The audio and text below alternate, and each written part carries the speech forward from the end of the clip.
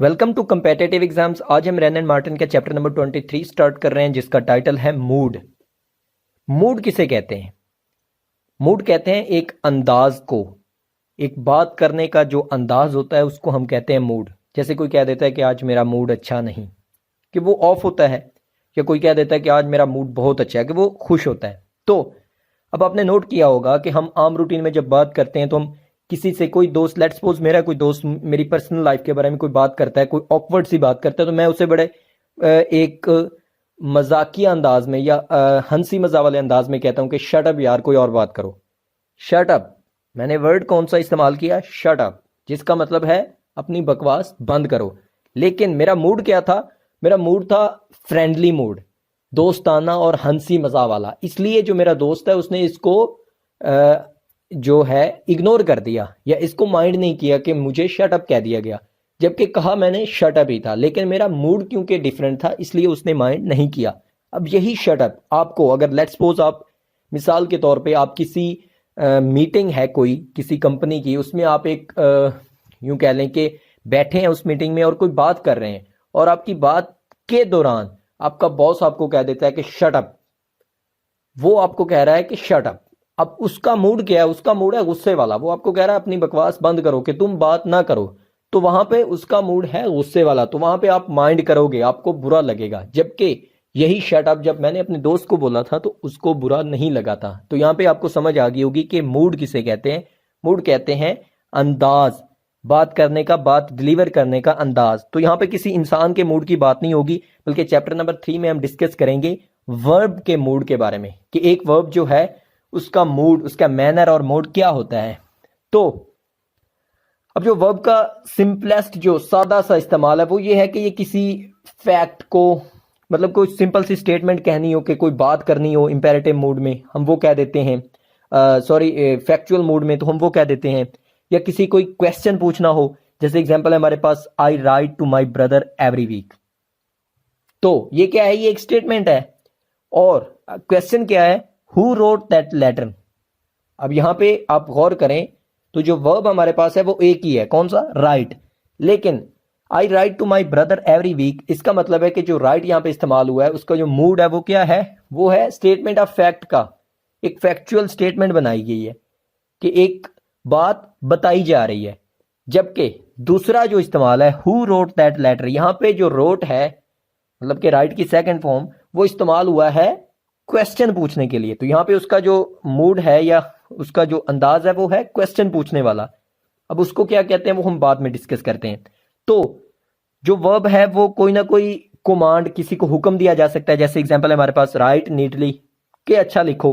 तो यहाँ पे भी वही हमारा जो वर्ब जो है वो राइट ही है, लेकिन यहाँ पे क्या, किसके लिए, किस काम के लिए इस्तेमाल हो रहा है? मूड क्या उसका? मूड है उसका कमांड वाला, हुक्म दिया जा रहा है।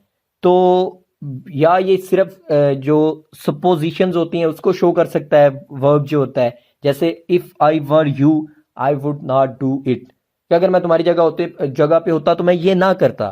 तो यहाँ पे क्या है? मूड है एक सपोजिशन वाला, कि अगर मैं होता तो, है नहीं लेकिन सपोज किया जा रहा है, ख्याल किया जा रहा है कि अगर मैं होता तो आई होप कि आपको मूड की समझ आ गई होगी कि मूड किसे कहते हैं। कि एक वर्ब का डिफरेंटली सेंटेंस के, या यूं कह लें कि एक सेंटेंस या स्टेटमेंट के हिसाब से जो उसका पर्सपेक्टिव है उसको देखते हुए हम उसके मूड का अंदाजा लगाते हैं। तो नेक्स्ट है हमारे पास मूड की फॉर्म। कितनी कितनी मूड्स हैं इंग्लिश में? तो इंग्लिश में 3 मूड्स हैं। कौन कौन से? इंडिकेटिव मूड, इंपेरेटिव मूड और सब्जेक्टिव मूड। अब इसको हम वन बाय वन डिस्कस करते हैं। तो सबसे पहले हमारे पास इंडिकेटिव मूड। इंडिकेटिव मूड जैसा कि नाम से जाहिर है कि ये किसी चीज को इंडिकेट करने के लिए शो होता है। कैसे? ये कोई ना कोई स्टेटमेंट ऑफ फैक्ट के लिए इस्तेमाल होता है। एग्जांपल है हमारे पास, Rama goes to school daily. अब ये है एक स्टेटमेंट ऑफ फैक्ट जिसे कहते हैं, कि इसमें कोई ना कोई बात बताई जा रही है, एक हकीकत बताई जा रही है। क्या हकीकत है? कि जो रामा है वो हर रोज स्कूल जाता है। तो ये एक हकीकत है और एक स्टेटमेंट, बयानिया अंदाज है जिसमें हमने बात बता दी। सिमिलरली हमारी दूसरी एग्जांपल है, I write to my brother every week, कि मैं अपने भाई को हर हफ्ते कुछ ना कुछ लिखता हूं। तो ये क्या है? एक स्टेटमेंट है जिसमें एक फैक्ट बताया जा रहा है। तो ये जो फैक्चुअल स्टेटमेंट्स बताने के लिए जो मूड इस्तेमाल होता है वो इंडिकेटिव मूड हम कहते हैं उसे। सिमिलरली ये जो इंडिकेटिव मूड है वो क्वेश्चन पूछने के लिए भी होता है, कि इज इट इजी, क्या ये काफी है? तो यहाँ पे जो इज है वर्ब, ऑक्सिलरी वर्ब भी इसे हम कहते हैं, तो ये इंडिकेटिव मूड में इस्तेमाल हुआ है क्वेश्चन पूछने के लिए। आर यू वेल, अब ठीक है, तो यहाँ पे आर जो है वो इंडिकेटिव मूड में इस्तेमाल हुआ है। तो इंडिकेटिव मूड के दो इस्तेमाल हैं कि वो स्टेटमेंट ऑफ फैक्ट के लिए या क्वेश्चन पूछने के लिए इस्तेमाल होता है। इसके अलावा इंडिकेटिव मूड का एक इंतहाई जो यूं कह लें एक्सेप्शनल जो इस्तेमाल है वो है कि ये किसी ना किसी सपोजिशन को शो करने के लिए भी इस्तेमाल होता है, जो कि जिसको हम फैक्ट ही समझ रहे होते हैं। कैसे? एग्जाम्पल से अंडरस्टैंड करते हैं, very easy. If it rains I shall stay it at home, कि अगर बारिश होती है तो मैं घर पे रुकूंगा। तो यहां पे एज्यूम क्या किया जा रहा है, सपोज क्या किया जा रहा है कि इट विल रेन, कि बारिश होगी। तो यहां पे इस सूरत में भी हम जो वर्ब इस्तेमाल करेंगे उसका जो मूड होगा वो इंडिकेटिव होगा। तो यहां पे जो वर्ब रेन है उसका मूड है इंडिकेटिव। सिमिलरली दूसरी एग्जांपल है हमारी, if my friend wants it I shall give it to him, कि अगर मेरा दोस्त ये चाहता है तो मैं उसे दे दूंगा। तो यहां पे जो वांट है वर्ब वो इंडिकेटिव मूड में इस्तेमाल हुआ है। क्यों? क्योंकि यहां पे एक फैक्ट को एज्यूम किया गया है, एक फैक्ट को सपोज किया गया है, एक फैक्ट को यूं कह लें कि ख्याल में बनाया गया है। कैसे? कि इफ माय फ्रेंड वांट्स, इसका मतलब है कि मेरा जो दोस्त है वो वाकई ही चाहता है। My friend wants it in actual, तो यहां पे हमने फैक्ट बना दिया। तो इस तरह की जो कंडीशंस होती हैं उसमें भी जो वर्ब इस्तेमाल होते हैं वो भी इंडिकेटिव मूड में इस्तेमाल होते हैं। तो यहां पे रेन और वांट इंडिकेटिव मूड में इस्तेमाल हुए हैं। नेक्स्ट है इंपेरेटिव मूड। तो एक वर्ब को हम इंपेरेटिव मूड में कब कहेंगे? तीन कंडीशंस में, कि जब वो कोई कमांड को शो कर रहा हो। कमांड कहते हैं हुक्म को। जैसे एग्जांपल है हमारे पास वेट देयर, यहां पे वेट देयर का मतलब है इंतजार करो। तो वहां पे इंतजार के लिए हुक्म दिया जा रहा है, तो यहां पे वेट जो है एज अ इंपेरेटिव मूड में इस्तेमाल हो रहा है। तो कम हेयर, यहां आओ, तो ये भी एक हुक्म है कि यहां आओ, इधर आओ। तो कम यहां पे जो है वो एक कमांड है, इसलिए इंपेरेटिव मूड है वर्ब का। तो दूसरी फॉर्म है इन एक्सॉर्टेशन। एक्सॉर्टेशन का क्या मतलब है? कि किसी को अर्ज करना, मतलब किसी का जोश बढ़ाना या हौसला अफजाई करना, किसी काम पे उकसाना, या परसू, कि किसी को परसुएसिव फोर्स के थ्रू किसी को किसी बात पे एग्री करने के लिए मुत्तफिक करना, तो उसे एक्सॉर्टेशन कहते हैं। तो एग्जांपल है हमारे पास बी स्टडी, कि मुस्तकिल रहो। तो यहां पे क्या है? एक अर्ज किया जा रहा है किसी को, किसी की हौसला अफजाई की जा रही है, या किसी पे यूं कह लें कि उसको जोश दिलाया जा रहा है कि बी स्टडी, के लगे रहो। दूसरी है example try to do better, कि कुछ अच्छा करने की कोशिश करो। ट्राई टू बी बेटर, अच्छा करने की कोशिश करो। तो यहां पे क्या है? एक अर्ज है, एक जोश और वलवला जो है उसको दिया जा रहा है, उसकी हौसला अफजाई की जा रही है। और इसलिए ये अर्ज और परसुएसिव, जब किस अर्ज किया जा रहा हो या परसुएसिव फोर्स लगाई जा रही हो, तो उसे हम कहते हैं एक्सॉर्टेशन। तो be study, try to do better में बी और ट्राई जो है वो इंपेरेटिव मोड में इस्तेमाल हुए हैं। तीसरी जो इसकी शर्त है वो है कुछ एंटिटी या प्रेयर। मतलब एंटिटी का मतलब होता है रिक्वेस्ट, कोई किसी को रिक्वेस्ट करना, या प्रेयर का मतलब भी रिक्वेस्ट होता है, अल्लाह ताला को रिक्वेस्ट, या किसी मतलब के जिसके सामने आप प्रेयर करते हैं अपने रिलीजन के मुताबिक। तो रिक्वेस्ट करने के लिए जो हम वर्ब का मूड इस्तेमाल होता है वो उससे भी हम इंपेरेटिव मूड कहते हैं। तो एग्जांपल है हमारे पास हैव मर्सी अपॉन अस, कि हम पे रहम कीजिए। तो यहाँ पे ये प्रेयर है। क्या है? प्रेयर। हम दुआ करते हैं अल्लाह ताला से कि हम पे अल्लाह हम पे रहम कीजिए। सिमिलरली दूसरी एग्जांपल है give us this day our daily bread. तो ये भी एक रिक्वेस्ट है कि हमें इस दिन हमारी जो डेली ब्रेड है, रोज का जो खाना है, रोज की जो रोटी है वो दो। तो ये भी एक रिक्वेस्ट है, एक प्रेयर है, एंटिटी है। तो इस सूरत में भी जो वर्ब्स इस्तेमाल होंगे उनका जो मूड होगा वो इंपेरेटिव मूड होगा। तो यहाँ पे एक नोट है, और नोट करने की इंपॉर्टेंट बात वो ये है कि इंपेरेटिव जो मूड होता है वो सेकंड पर्सन पे इंप्लाई होता है। कैसे? कि इसमें कमांड, हुक्म का एलिमेंट है या रिक्वेस्ट का एलिमेंट है। तो रिक्वेस्ट या हुक्म, दरखास्त हम जब किसी से करते हैं या किसी को हुक्म देते हैं तो वो कोई ना कोई ऐसा शख्स होता है जिससे हम बोल रहे होते हैं। स्पोकन टू, तो स्पोकन टू जो कंडीशन है वो है सेकंड पर्सन की। तो ये हमेशा सेकंड पर्सन के लिए इस्तेमाल होता है। जैसे हमारी एग्जांपल्स में भी शो है कि वेट देयर सेकंड पर्सन को कहा जा रहा है, बी स्टडी किसी सेकंड पर्सन को कहा जा रहा है। लेकिन ये जो इंपेरेटिव मूड है इसको हम अगर फर्स्ट पर्सन पे या थर्ड पर्सन पे इंप्लाई करना चाहें तो फिर कैसे करेंगे? फिर हम करेंगे थ्रू अ हेल्प, और हेल्प हम किसकी लेंगे? एक ऑक्सिलरी वर्ब की, जिसे कि हेल्पिंग वर्ब भी कहते हैं। और वो ऑक्सिलरी वर्ब कौन सा है? वो है LET, लेट। तो एग्जाम्पल देखें, लेट मी गो। अब क्या है यहां पे, जो मी है वो फर्स्ट पर्सन को शो कर रहा है, और दूसरी एग्जाम्पल है लेट देम गो, कि उनको जाने की इजाजत दें। तो यहां पे देम जो है वो थर्ड पर्सन के लिए है, थर्ड पर्सन प्लूरल। तो यहां पे फर्स्ट पर्सन और थर्ड पर्सन के लिए हमने लेट का इस्तेमाल करते हुए इसी मूड में वर्ब को इस्तेमाल कर लिया, इंपेरेटिव मूड में। तो यहां पे लेट मी गो या लेट देम गो, ये क्या है? ये एक यूं कह लें एंट्रिटी है, एक रिक्वेस्ट है। तो यहाँ पे इंपेरेटिव मूड में हो गया इस्तेमाल, और साथ में हमने लेट का सहारा लिया। लेट की हेल्प के थ्रू हमने ये फर्स्ट और थर्ड पर्सन के साथ इंपेरेटिव मूड में वर्ब इस्तेमाल कर सकते हैं। या वर्ब का जो मूड होगा वो इंपेरेटिव होगा। अदरवाइज इन जनरल या ज्यादातर वो ये होता है कि ये सेकंड पर्सन के लिए होता है, क्योंकि हमेशा हम हुक्म किसी सेकंड पर्सन को दे रहे होते हैं या रिक्वेस्ट भी कर रहे होते हैं, तो वो सेकंड पर्सन को कर रहे होते हैं। नेक्स्ट है हमारे पास थर्ड मूड, जो है सब्जेंक्टिव मूड। हम इसे कहते हैं सब्जेंक्टिव मूड। तो इसमें क्या है, अब जो हम इन जनरल देखते हैं कि किसी शख्स के डिफरेंट मूड्स होते हैं, वो हैप्पी मूड में है या सैड मूड है या कोई भी है। तो कभी कभी हम कहते हैं कि यार मूड कैसा है, तो वो कहता है एक अजीब सा मूड है। या वो हम किसी से राय लेते हैं कि यार वो फलां बंदे का मूड कैसा है, तो वो कहते हैं, या हम कहते हैं कि फलां जो टीचर है उसका मूड कैसा है, तो वो कहता है अजीब से मूड का बंदा है। तो अजीब का मतलब समझ ना आने वाला। तो यहाँ पे जो इंग्लिश के मूड्स हैं तीन, उनमें से जो सब्जेंक्टिव मूड है, इसे आप कह सकते हैं कि ये एक अजीब सा मूड है इंग्लिश का। अजीब क्यों है वो हम जब एग्जांपल्स में जाएंगे तो आपको समझ आएगी कि ये जो मूड है ये इंग्लिश की जो ग्रामर के रूल्स हैं उसको तहस नहस करता है। देखते हैं कैसे। एग्जाम्पल है हमारे पास, प्रेजेंट सब्जेक्टिव होते हैं और कुछ पास्ट सब्जेक्टिव होते हैं। तो प्रेजेंट सब्जेक्टिव में हम देखते हैं कि जब कोई विश या होप को ख्वाहिश या उम्मीद जाहिर की जाए तो उसके लिए हम इस्तेमाल करते हैं जो मूड वर्ब का, वो होता है सब्जेक्टिव मूड। कैसे? एग्जांपल हमारे पास, गॉड ब्लेस यू या गॉड सेव द किंग। तो ये क्या है? यहाँ पे एक विश है, किसी को विश किया जा रहा है कि अल्लाह आप पे मेहरबानी करे।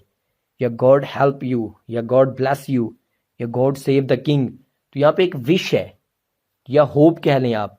तो उस सूरत में हमने जो ब्लेस और सेव के जो वर्ब्स इस्तेमाल हुए हैं, ये यहाँ पे एज अ सब्जेक्टिव मूड में इस्तेमाल हुए हैं। तो जब नेक्स्ट इसका इस्तेमाल है in a noun clause dependent on a verb expressing desire या इंटेंशन या रेजोल्यूशन। इनमें से कुछ भी हो सकता है, कोई ख्वाहिश हो सकती है, या आपकी कोई तवज्जोही हो सकती है, या आपका कोई रेजोल्यूशन जिसे हम कहते हैं वो हो सकता है। रेजोल्यूशन से मतलब आपकी कोई करारदाद हो सकती है। तो एग्जाम्पल से देखते हैं, I move that mister Gupta be appointed chairman. Be जो है, बी आपने ज़हन में रखना है, ये सब्जेक्टिव मूड होता है बी में। तो आई मूव से हमें पता चला कि ये कोई ना कोई रेजोल्यूशन मूव हो रही है, कोई ना कोई करारदाद जमा कराई जा रही है। आई मूव दैट, कोई ना कोई करारदाद को पेश किया जा रहा है या उसको आगे एग्जीक्यूट करवाने की कोशिश की जा रही है। तो आई move that mister Gupta be appointed chairman. तो बी यहाँ पे हमें बता रहा है कि ये सब्जेक्टिव मूड है। तो मूव से हमें पता चला ये कोई ना कोई रेजोल्यूशन है, कोई ना कोई करारदाद है। नेक्स्ट है हमारी example, it is suggested that a ring road be built to relieve the congestion. अब बी हमें बता रहा है कि ये सब्जेक्टिव मूड है, और सजेस्टेड से हमें ये पता चला कि ये कोई सजेशन है, कोई इंटेंशन है। तो हमारी डेफिनेशन से बाहर नहीं जा रही एग्जांपल कि कोई इंटेंशन हो सकती है, कोई डिजायर हो सकती है, कोई ख्वाहिश जिसे कहते हैं, रेजोल्यूशन कोई करारदाद हो सकती है। तीसरी एग्जांपल है, वो recommended that the subscription be increase to 10 rupees. फिर बी हमें बता रहा है कि ये सब्जेक्टिव मूड है, और रिकमेंडेड हमें बता रहा है कि ये कोई ना कोई यूं कह लें कि इंटेंशन है, कोई सजेशन है। तो जब कोई डिजायर, इंटेंशन या रेजोल्यूशन होगी तो फिर हम बी के थ्रू सब्जेक्टिव मूड को शो करेंगे। तो मिस्टर गुप्ता के बाद be, road be, subscription be. तो ये बी बी बी, ये सब हमें बता रहे हैं कि ये जो वर्ब का इस्तेमाल है वो सब्जेक्टिव है। नेक्स्ट है द पास्ट सब्जेक्टिव। अब ये कहां पे इस्तेमाल होता है? वर्ब जब विश आ जाए तो हम इसको इस्तेमाल करते हैं कौन सी सिचुएशन को? अनरियल या कंट्रेरी टू फैक्ट, कि कोई गैर हकीकी जो सिचुएशन को हम शो करने के लिए विश के बाद इस वर्ब को लगाते हैं जो कि सब्जेक्टिव पास्ट होता है। कैसे एग्जांपल देखते हैं, I wish I knew his name, इसका मतलब है I am sorry I don't know his name. लेकिन इसके अगर हम ट्रांसलेशन बनाए तो वो इस तरह से बनेगी कि काश मैं उसका नाम जानता होता, मेरी ख्वाहिश थी कि मैं उसका नाम जानता होता, लेकिन इन एक्चुअल मैं नहीं जानता। इसका ये मतलब बनता है, एक लंबा सा मतलब है, और ये बनता है कि मेरी ख्वाहिश थी कि मैं उसका नाम जानता होता, लेकिन इन एक्चुअल मैं नहीं जानता। तो I wish I knew his name, तो विश आ गया यहाँ पे, और उसके बाद न्यू जो है KNEW न्यू, नो की सेकंड फॉर्म, नो का मतलब होता है जानना, तो न्यू जो यहाँ पे है वो सब्जेक्टिव पास्ट मूड है इसका, इस वर्ब का। सिमिलरली दूसरी एग्जांपल है विश, फिर आ गया I wish I were a millionaire, कि मेरी ख्वाहिश थी कि मैं करोड़पति होता लेकिन मैं नहीं हूं। पूरा मतलब इसका ये बनता है कि मेरी ये ख्वाहिश थी कि मैं करोड़पति होता लेकिन मैं नहीं हूं। I wish I were a millionaire. अब वर जो है वो सब्जेक्टिव पास्ट को शो कर रहा है। अब जो मैंने शुरू में बात की थी सब्जेक्टिव को स्टार्ट करते हुए, वो मैंने कहा था कि ये जो मूड है ये आपकी जो ग्रामर के सिंपल जो सादा से आपने रूल पढ़े हुए हैं उसको तहस नहस करेगा। तो यहाँ पे आप देखें कि आई के साथ आपको नजर आएगा कि आप वाज लगाते हैं, मतलब अगर आपने कॉन्टिन्यूस में से कोई ना कोई हेल्पिंग वर्ब लगाना है तो वो वाज लगता है, आई वाज, क्योंकि आई सिंगुलर है। लेकिन यहाँ पे आई सिंगुलर होने के बावजूद भी वर क्यों आ रहा है, क्योंकि ये पास्ट सब्जेक्टिव है, तो यहाँ पे हम वर ही लगाएंगे, वाज नहीं लगाएंगे। तो यहाँ पे जो आपका सादा सा एक रूल था ना कि आपने एक जो यूं कह लें कि एक रट्टा लगाया हुआ था कि आई के साथ तो वाज ही आना है, तो वो यहाँ पे रूल खराब हो गया। तो ये आपकी जो सादा सी जो आपने ग्रामर को रट्टा लगाया उसके रूल को थोड़ा सा डिस्टर्ब करेगा ये वाला मूड, इसीलिए ये मैंने कहा कि ये जो वर्ब का है ये अजीब सा मूड है। तो पास्ट सब्जेक्टिव अजीब सा मूड है कि I wish I were a millionaire, कि मेरी ख्वाहिश थी कि मैं करोड़पति होता लेकिन इन एक्चुअल मैं नहीं हूं। नेक्स्ट जो पास्ट सब्जेक्टिव का यूज है वो ये है कि जब अनरियलिटी को हमने प्रेजेंट में शो करना हो तो इसके बाद हमने सब्जेक्टिव मूड लगाना है वर्ब का। कैसे एग्जांपल है हमारे पास, if I were you I should not do that. इसका मतलब क्या है कि अगर मैं तुम होता, मीन टू से कहने का मतलब यह है कि अगर मैं तुम्हारी जगह पे होता, अगर मैं तुम होता आई शुड नॉट डू दैट, तो मैं ये ना करता। तो यहां पे क्या है कि एक तो इफ आ गया, अगर की कंडीशन आ गई हमारी डेफिनेशन के मुताबिक, और फिर एक इन अनरियलिटी को शो किया जा रहा है। अब रियलिटी क्या थी कि अगर मैं तुम होता, वो ये कह रहा है अगर मैं तुम होता, रियलिटी ये है कि वो तुम नहीं हो सकता। हकीकत ये है कि मैं अगर किसी को कह देता कि अगर मैं तुम्हारी जगह पे होता, लेकिन इन एक्चुअल ये है, हकीकत ये है कि वो उसकी जगह पे नहीं था, लेकिन वो उसे समझा रहा है या उसे कह रहा है कि मैं अगर तुम्हारी जगह पे होता तो मैं यूं कर देता, या मैं अगर तुम्हारी जगह पे होता तो सिचुएशन कुछ इस तरह से होनी थी, लेकिन वो उसकी जगह पे है तो नहीं ना। तो यहां पे क्या है कि एक अनरियलिटी है जो कि प्रेजेंट में मौजूद है, उसको शो किया जा रहा है और इसके बाद शो किया जा रहा है, और जो शो करने के लिए जो वर्ब है वो है पास्ट सब्जेक्टिव। तो फिर आप देखें इफ आई वर, फिर वर इस्तेमाल हुआ है, क्यों? क्योंकि ये पास्ट सब्जेक्टिव है तो इसमें वर ही इस्तेमाल होता है। If I were you I should not do that.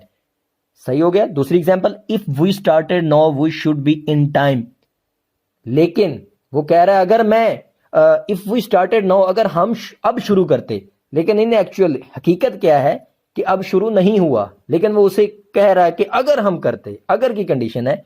तो यहां पे जो स्टार्टेड वर्ब है वो सब्जेक्टिवली यूज हुआ है और उसका मूड जो है वो सब्जेक्टिव मूड है। तो यहां पे जो नेक्स्ट है वो इसके तीन मजीद जो हैं सब्जेक्टिव पास्ट सब्जेक्टिव के वो इस्तेमाल हैं।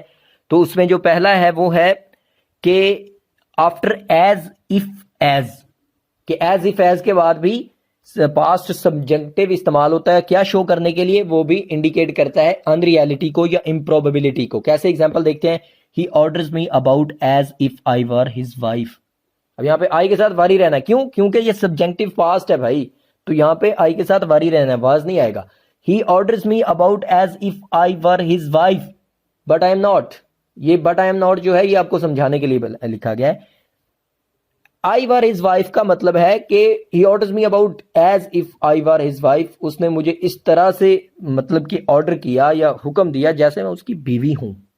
इन एक्चुअल मैं हूं नहीं, लेकिन उसने ऐसे हुक्म दिया जैसे मैं हूं।